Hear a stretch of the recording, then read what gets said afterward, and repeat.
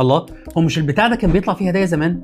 ايه اللي حصل؟ زمان الهدايا كانت محسوسه اكتر، شوكولاتايه زياده، ايس كريم زياده، لعبه، ساعات كان بيطلع فلوس كده في ظروف صغيره جوه اكياس البطاطس. كنا بنحس ساعتها ان احنا كسبنا حاجه، ومش عشان الحاجه دي غاليه او رخيصه، بس كده بيبقى عندك زي سنس اوف اتشيفمنت ان انت كسبت حاجه وانت مش عامل حسابك. بس دلوقتي الموضوع شكله اختلف تماما، الجايزه ساعات بتبقى خصم وساعات بتبقى نقط او كود بتبعته على الموبايل، فتحس انك كسبت بس في الحقيقه انت دفعت بطريقه ثانيه. الشركات دلوقتي بقت بتاخد قصاد الهدايا اللي انت بتاخدها معلومات، بتعرف انت بتشتري ايه، امتى، فين، بتستخدمه ازاي، وبعد ما بتجمع كل البيانات دي بترجع لك تاني عشان تدي لك العرض الجديد. ودي مش خدعه على فكره، يعني الناس دي ما بتضحكش عليك، بس هي القواعد اتغيرت شويه عن زمان، وزي ما القواعد اتغيرت قبل كده وارد ان هي تتغير تاني. السؤال بقى ايه اللي جاي؟ ممكن جدا نرجع للهدايا القديمه، وعلى فكره هو مش ممكن، ده اكيد. طب ليه هيعملوا كده؟ لان الثابت في النوع ده من المحفزات هو التغيير. الناس بتزهق وعايزه تغيير، فهم بيحتاجوا الجديد اللي هو اصلا قديم جدا. ده غير ان الشركات دي طلعت بدروس مستفاده، ان مثلا مش كل الناس عندها باقه، ومش كل الناس مرتاحه ان هي تستخدم الكيو ار كود. ده غير ان مع الوقت بقى في ناس كتير من المستهلكين بيسالوا سؤال: هو في فعلا حد بيكسب؟ يعني الناس اللي هم بيقولوا ان هم كسبوا، هم فعلا كسبوا ولا دول